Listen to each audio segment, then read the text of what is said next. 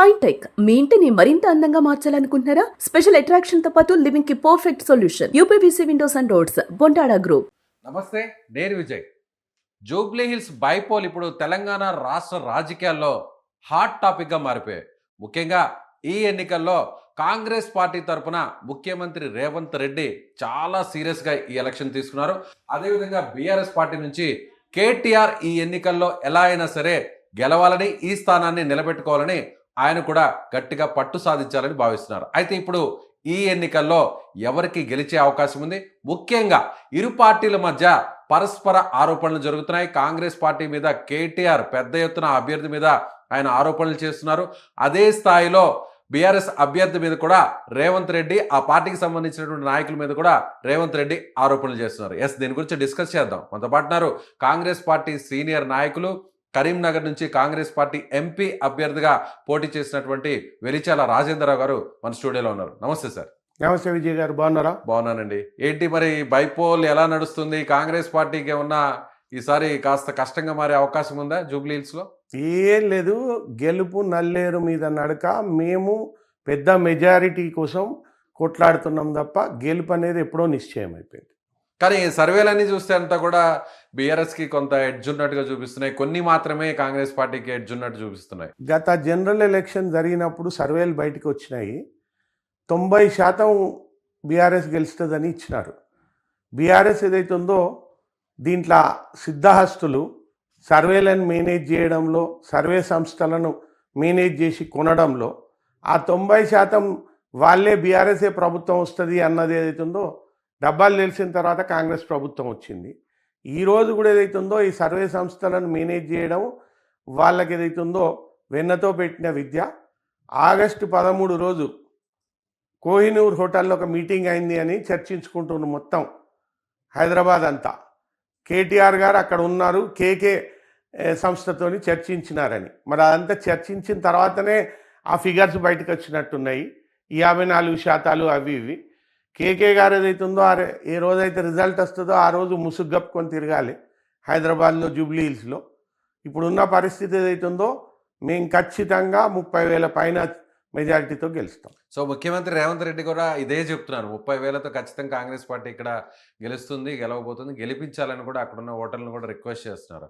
అయితే ఇప్పుడు ఈ ఎన్నికల్ని ముఖ్యమంత్రి, మంత్రులు, పరివారం అంతా కూడా అక్కడ వాలిపోయారు జూబ్లీ హిల్స్లో. ఎందుకు అంత సీరియస్గా తీసుకున్నారు? ఇది బైపోల్ అంటే అక్కడ మాగంటి గోపీనాథ్ బీఆర్ఎస్ పార్టీకి సంబంధించినటువంటి ఎమ్మెల్యే, ఆయన చనిపోయారు. తర్వాత వచ్చినటువంటి బైపోల్, సో ఆయన భార్యను అక్కడ నిలబెట్టారు.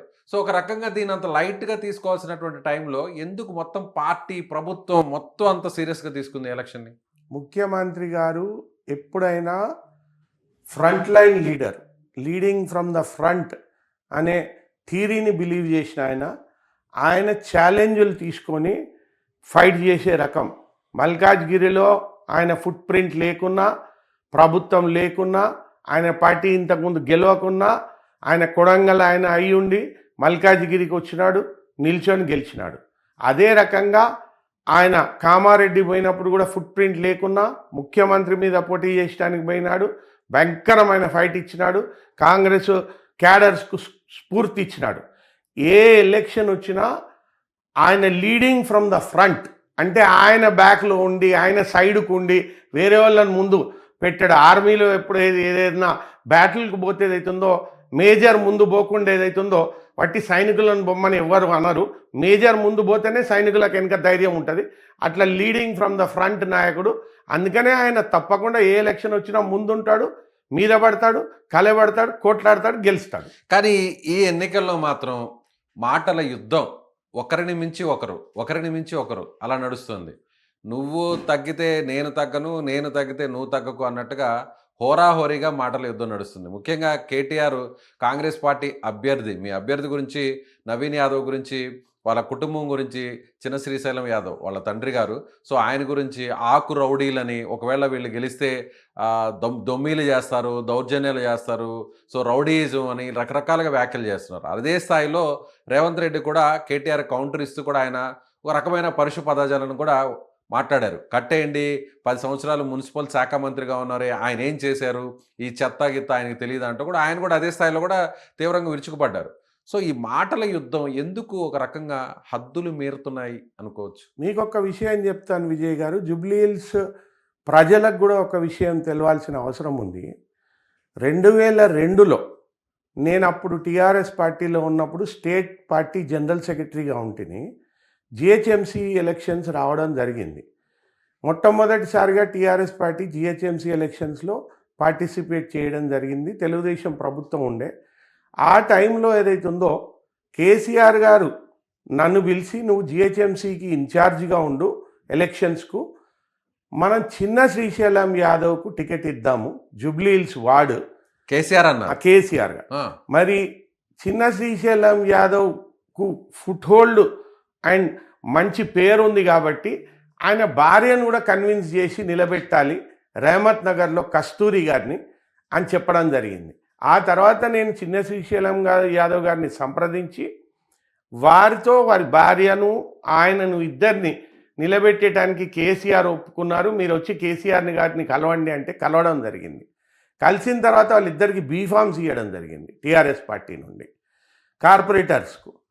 తర్వాత కేసీఆర్ గారు ఈయన చాలా మంచి పేరుంది, ఈయనకు బీద బడుగు వర్గాలల్లా ఈయన మోడర్న్ డే రాబిన్ హుడ్, ఈయనని ఏదైతే ఉందో మనం మేయర్ అభ్యర్థిగా డిక్లేర్ చేయాలి హైదరాబాద్కు అని చెప్పి మేయర్ అభ్యర్థిగా డిక్లేర్ చేసినారు. కేసీఆర్ స్వయంగా ప్రకటించారా? మేయర్ కేసీఆర్ స్వయంగా ప్రకటించినారు. It's on record, you can open the record and see. B form కూడా ఆయన చేతుల మీదుగానే ఇచ్చినారు ఇద్దరికి. మళ్ళీ రోడ్ షోస్ మొత్తం జూబ్లీ హిల్స్ డివిజన్లో, రేమత్ నగర్ డివిజన్లో, ఇప్పుడు జూబ్లీ హిల్స్ కాన్స్టిట్యున్సీలో భాగం ఇవి. సో ఈ రోడ్ షోస్ కనీసం 10 రోడ్ షోస్ పెట్టినారు. ఆ రోడ్ షోస్లో ఆయన, నేను జనరల్ సెక్రటరీగా చిన్న శ్రీశైలం యాదవ్ అదే వ్యాన్లో నిల్చొని మొత్తం రోడ్ షోస్ చేసినాం. ఆ రోడ్ షోస్లో కూడా ప్రజలతో నేను చెప్పినాడంటే చిన్న Srisailam Yadav is modern day robin hood. ఆయన లక్షల మందికి బీద బడుగు వర్గాలకు ఆదుకుంటాడు. ఆయన సొంత ఖర్చుతో డబ్బుతో ఏదైతే ఉన్నదో బీదోళ్ళని ఏదైతే ఉందో వాళ్లకు విద్యలో, వైద్యంలో, ఆపదలో ప్రతి దాంట్లో ఆదుకునే మనిషి అని చెప్పినాడు. మరి కేటీఆర్ ఏదైతే ఉందో ఈరోజు అది తెలిసి ఈయన ఏదైతే ఉందో ఈ రకంగా మాట్లాడుతున్నాడు, అది తెలియకుండా ఈ రకంగా మాట్లాడుతున్నాడు. నాకు తెలిసి అయితే 100% ఆయనకు తెలుసు. తెలిసి కూడా ఎందుకు మాట్లాడతాడంటే ప్రజలకు ఇవన్నీ ఏమీ తెలియదు, ప్రజలు మర్చిపోతారు అని చెప్పేసి. కేటీఆర్ ఎటువంటి మనిషిని నేను మీకు చెప్తాను ఒక 2 నిమిషాలలో. ఓకే. యూరోపియన్ లెజెండ్, ఫోక్లోర్లో ఒక లెజెండ్ ఉండేది ఏంటి అంటే ఫాస్ట్ అని ఒక ఆయన ఉండేది. ఫాస్ట్ ఏదైతే ఉందో ప్రపంచంలో అందరికన్నా ఎక్కువ అబద్ధాలు ఆడడం, అందరికన్నా దుర్మార్గంగా ఉండడం, అందరికన్నా అవినీతి పరునుగా ఉండటానికి నాకు ఒక వరం కావాలి అని అంటే, ఇటువంటి వరాలు ఏదైతే ఉందో దేవుడు అయితే ఇవ్వడు, డెవిల్ ఇస్తుంది అని అంటే డెవిల్కు తపస్సు చేస్తాడు. తపస్సు చేస్తే డెవిల్ ప్రత్యక్షం అవుతుంది. ప్రత్యక్షమైనప్పుడు డెవిల్ కదా, గాడ్ కాదు కదా పట్టికిచ్చేయడానికి. డెవిల్ ఏమడుగుతుంది, దీనికి ప్రతిరూపంలో నాకేమిస్తావు నువ్వు, నేను నీకు వరం ఇస్తా, దీనికి ప్రతిరూపంలో నాకేమిస్తావు అంటే నా దగ్గర ఏముంది నీకు ఇచ్చేయడానికి అని అంటే నీ ఆత్మని ఇస్తావా అని అడుగుతుంది. నా ఆత్మే కదా ఇచ్చేస్తా అని అంటాడు. సో ఆత్మను డెవిల్కి ఇచ్చేసినాక డెవిల్ ఏదైతుందో ఒక వరం ఇస్తుంది. నువ్వు ప్రపంచంలో అందరికన్నా ఎక్కువ అబద్ధాలు నువ్వే ఆడతావు, అందరికన్నా దుర్మార్గంగా నువ్వే ప్రవర్తిస్తావు, అందరికన్నా అవినీతి పరువుగా నువ్వే ఉంటావు అన్నప్పుడు మళ్ళీ ఇంకో దానికి ఒక చిన్న సబ్ కోరిక కోరుతాడు. ఆ సబ్ కోరిక ఏంటంటే ఈ జన్మలనే కాదు, నేను ఎన్ని జన్మలు ఎత్తినా ఈ వరం నాకు ఉండాలి అని అంటాడు. నువ్వు ఎన్ని జన్మలు ఎత్తినా ఈ వరం నీకు ఉంటుంది అని డెవిల్ చెప్తుంది. ఆ ఫాస్ట్ ఎత్తిన జన్మనే ఇప్పుడు కేటీఆర్ గారు.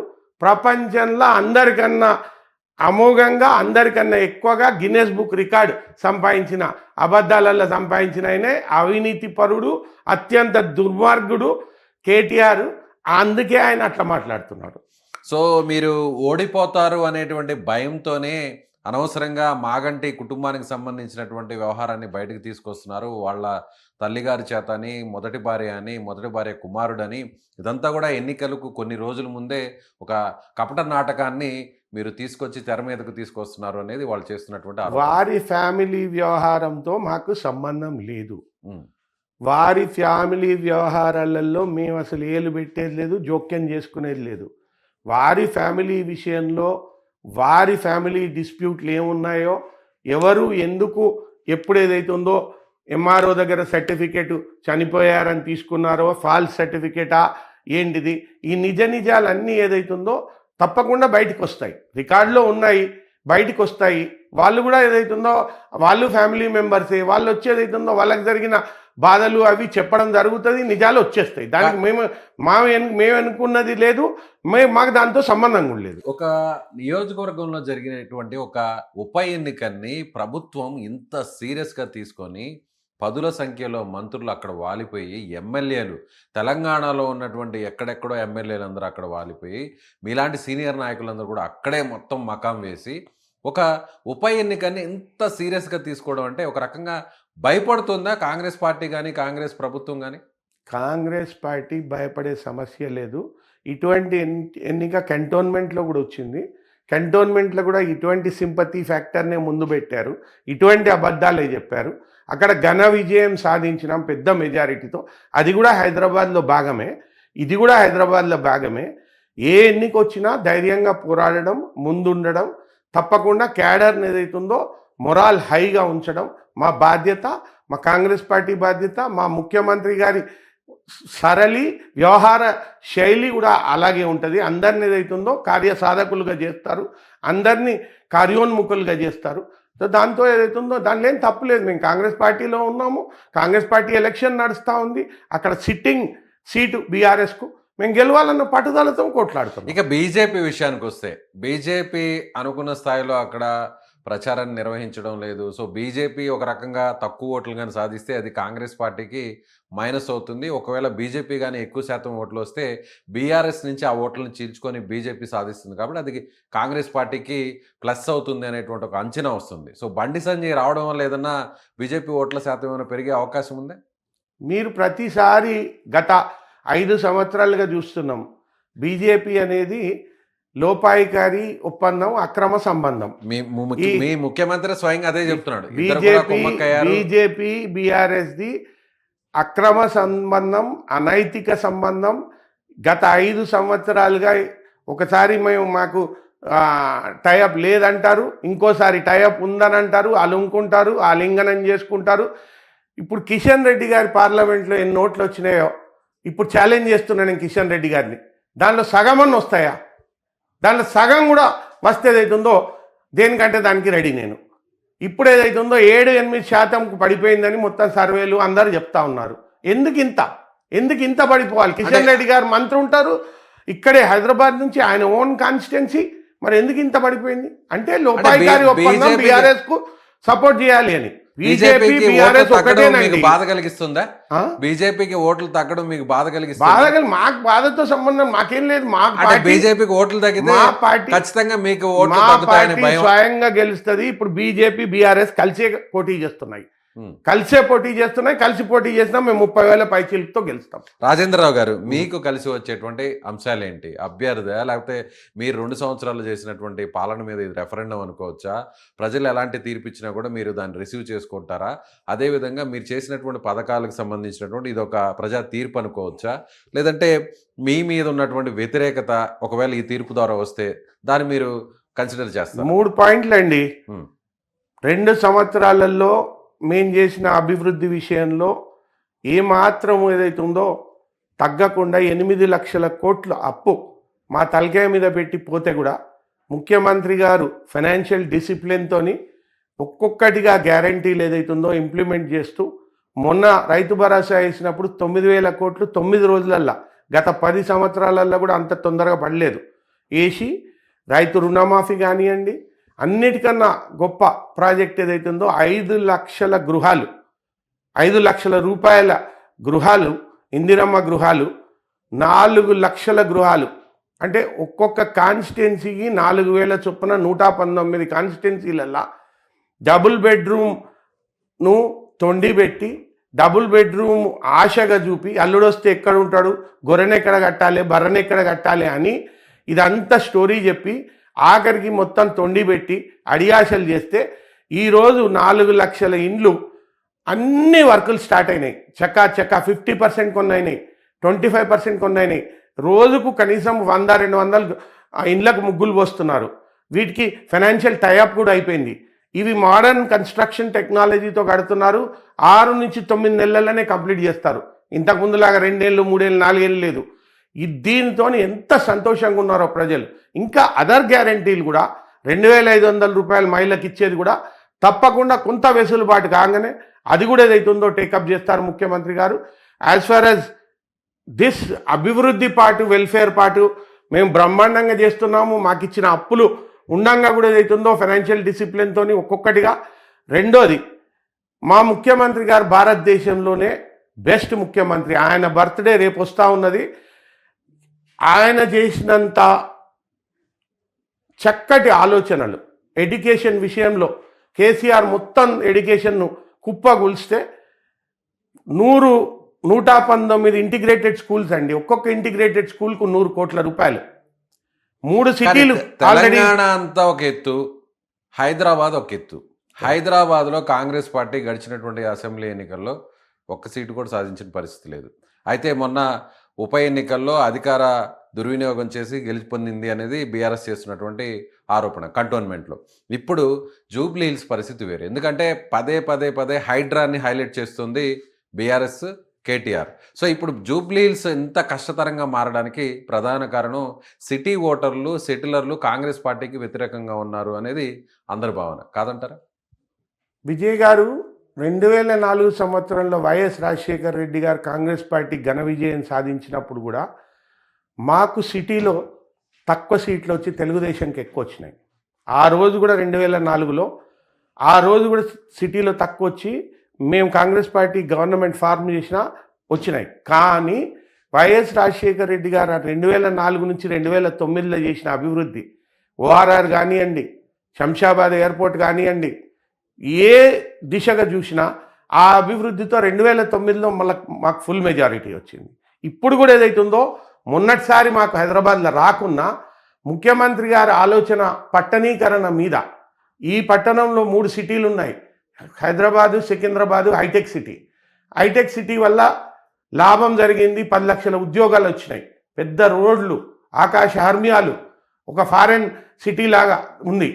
దీనికి ఇంకొక సిటీ తోడు కావాలి, ఫ్యూచర్ సిటీ, 4th సిటీ అని చెప్పి ఆ సిటీ కూడా ఏదైతుందో ఇంతకన్నా అద్భుతంగా హైటెక్ సిటీ కన్నా అక్కడ కూడా ఒక 10 లక్షల ఉద్యోగాలు, అక్కడ ఆకాశ హర్మ్యాలు, అక్కడ 200 ఫీట్ రోడ్లు, లండన్, న్యూయార్క్, సియోల్ను దాటి ఈ పట్టణం అభివృద్ధి చెందాలి అని ముందుకు పోతున్నారు. ఇవన్నీ ప్రజలు చూస్తున్నారు.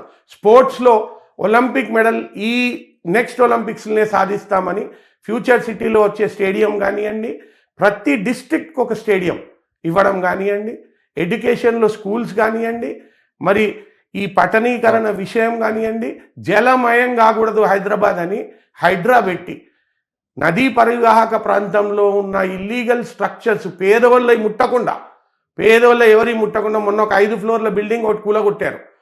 అది ఇల్లీగల్ అని చెప్తే అది నాలా పరివాహక ప్రాంతం అంటే కొట్టేశారు. ఇప్పుడు మొన్న 18 సెంటీమీటర్ల రెయిన్ వచ్చిందండి హైదరాబాద్లో. 18 సెంటీమీటర్లు ఇస్ నాట్ ఎ జోక్.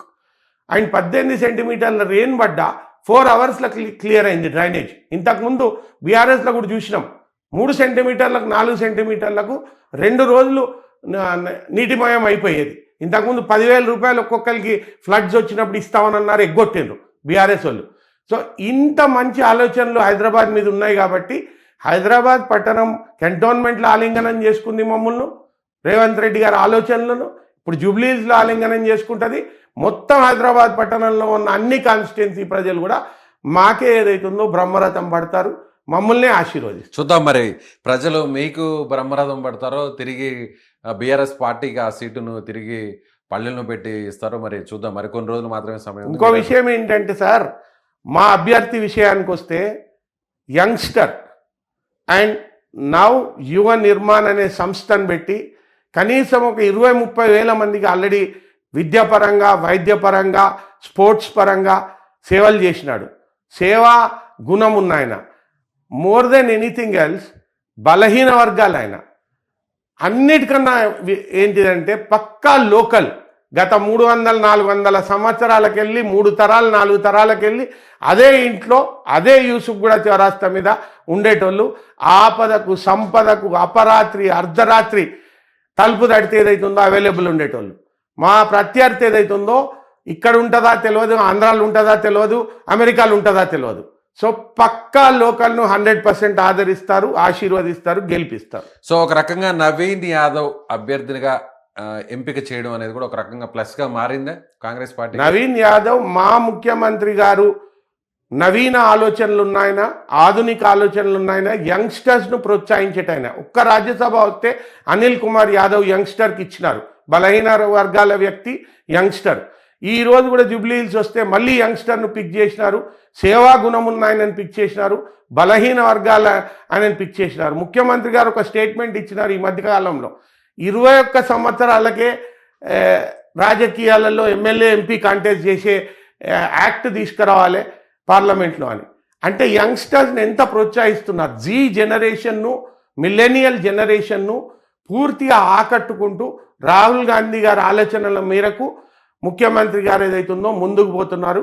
డెఫినెట్గా యువత మొత్తం మాదిక్కే ఉంటుంది. ఇంకొక విషయం రాజేంద్రరావు గారు, మీరు ఇందాక ఒక మాటను కూడా ప్రస్తావించారు.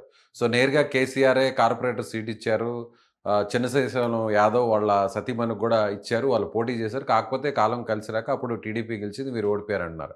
అయితే ఇప్పుడు ఇంకొక విషయం కూడా సోషల్ మీడియాలో వైరల్ అవుతుంది. అంటే అప్పుడు చిన్న శ్రీశైలం యాదవ్ కేసీఆర్ కుమార్తె వివాహానికి కూడా ఆర్థిక సాయం చేశారని, అదేవిధంగా ప్రచార రథాన్ని కూడా ఈయనే తీయించారని కూడా అంటున్నారు. నిజమేనా? అప్పుడు మీరున్నారా? నేను అప్పుడు ఉన్నాను, నేను జనరల్ సెక్రటరీగా ఉన్నాను పార్టీలో. ఆర్థిక సాయం విషయాలు ఏదైతుందో నాకు పూర్తిగా డీటెయిల్స్ తెలియవు, కానీ తప్పకుండా ఆయన సాయం చేసినారు. అన్ని రకాలుగా ఉద్యమానికి సాయం చేసినారు, ఉద్యమ పనులకు సాయం చేసినారు, కేసీఆర్ పర్సనల్గా సాయం చేసినారు. సో ఇట్లా ఏదైతుందో జరిగింది అప్పుడు. మరి ఇంత సాయం చేసిన తర్వాత కేటీఆర్ ఎందుకు మరి ఆకురౌడీ అని పదే పదే ప్రస్తావిస్తున్నారు? కేటీఆర్ ఏదైతుందో అబద్ధాల కోరండి, ప్రపంచంలోనే బిగ్గెస్ట్ అబద్ధాల కోరు. అండ్ కేటీఆర్ ఏదైతుందో ఇంతకుముందే నేను చెప్పిన కదా, అత్యంత అవినీతితో కూడిన ఫాస్ట్ ఫ్యామిలీకి వెళ్ళి వచ్చిన ఆయన. రైట్, చూద్దాం. మీరు అన్నట్టుగా మరి కాంగ్రెస్ పార్టీ గెలుస్తుందో లేదంటే బీఆర్ఎస్ పార్టీ తిరిగి తన సీటుని నిలబెట్టుకుందో కొన్ని రోజుల్లోనే స్పష్టమయ్యేటువంటి అవకాశం ఉంది. థ్యాంక్ యూ అండి, thank you so much. Thank you very much.